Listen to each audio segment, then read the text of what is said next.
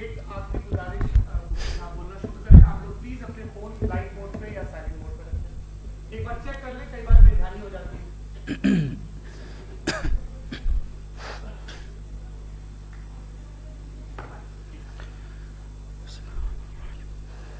तमाम तारीफें उस क्रिएटर के लिए जिसने इस यूनिवर्स को एक मकसद के तहत पैदा किया है।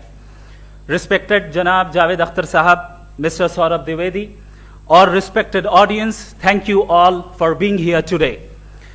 आज की डिबेट में चूंकि हम बात करने वाले हैं डज गॉड एग्जिस्ट के टॉपिक पर, तो ये एक ऐसा टॉपिक है जिसके मुताल्लिक कोई भी डिसीजन लेने के लिए अलग अलग स्टैंडर्ड्स हो सकते हैं। लिहाजा डिबेट के शुरू में यह जरूरी है कि हम ये जान लें कि आज के इस टॉपिक में कौन सा स्टैंडर्ड सही होगा और कौन सा गलत होगा। सबसे पहला स्टैंडर्ड जिसे मैं समझता हूं कि हमारे रिस्पेक्टेड जनाब जावेद अख्तर साहब बड़ी तेजी के साथ उसकी तरफ लपकेंगे, वो है साइंस। जबकि साइंस दर हकीकत खुदा के एग्जिस्टेंस को डायरेक्टली साबित करने या उसके एग्जिस्टेंस को डिनाई करने के लिए स्टैंडर्ड नहीं बन सकती। और उसकी वजह क्या है, ये मैं नहीं कह रहा, ये वो लोग कह रहे हैं जो साइंस के एक्सपर्ट्स हैं। नेशनल एकेडमी ऑफ साइंस कहती है science doesn't have the processes to prove और disprove the existence of God. Why? क्योंकि साइंस का ताल्लुक एम्पेरिकल एविडेंस से है और एम्पेरिकल एविडेंसेस का ताल्लुक हमारे नेचुरल और फिजिकल वर्ल्ड से है, जबकि गॉड नॉन फिजिकल और सुपर नेचुरल रियलिटी है। लिहाजा नॉन फिजिकल रियलिटी को आप उस टूल के साथ नहीं चेक कर सकते जिसका काम फिजिकल रियलिटी को तलाश करना है।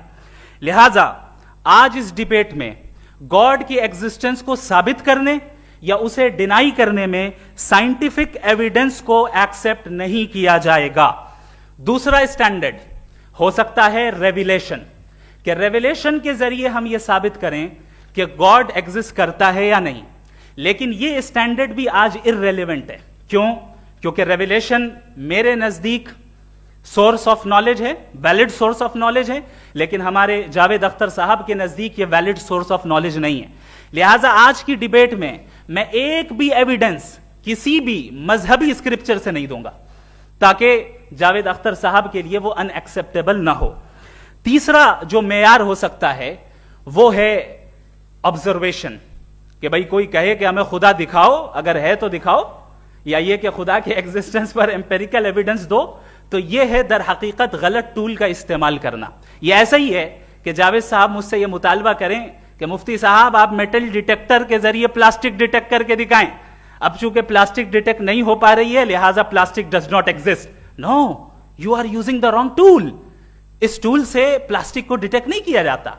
लिहाजा मैं समझता हूं कि गॉड के एग्जिस्टेंस पर एम्पेरिकल एविडेंस का मुतालबा करना एक बचकाना मुतालबा है, और हमारे रिस्पेक्टेड जनाब जावेद अख्तर साहब इस स्टेज से अब बहुत आगे निकल चुके हैं।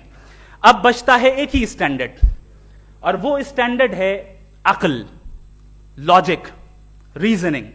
और यही वो स्टैंडर्ड है जिसके तहत गॉड की एग्जिस्टेंस को साबित किया जाएगा या गॉड की एग्जिस्टेंस को डिनाई किया जाएगा।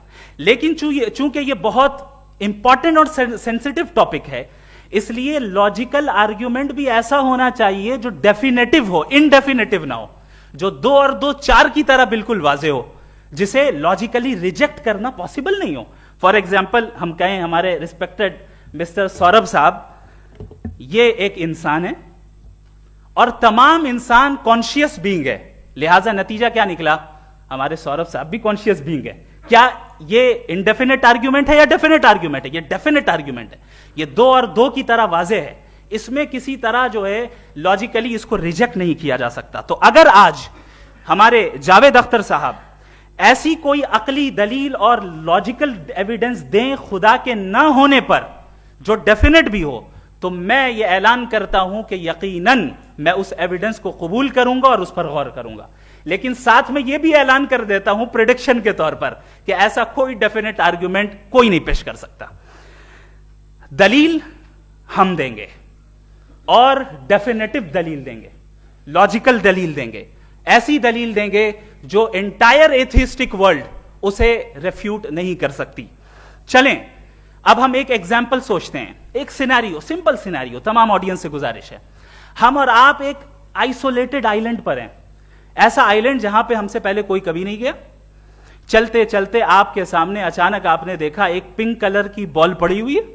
सबसे पहला सवाल आपके जहन में क्या आएगा कि ये बॉल यहां क्यों आई, कैसे आई, ये पिंक कलर की ही क्यों है, कोई और कलर भी हो सकता था, ये इसी शेप में क्यों है, कोई और शेप भी हो सकता था। नेचुरली आप इस तरफ पहुंचेंगे कि कोई ना कोई है जिसने इन स्पेसिफिक प्रॉपर्टीज के साथ इस बॉल को बनाया है और यहां पे रखा है।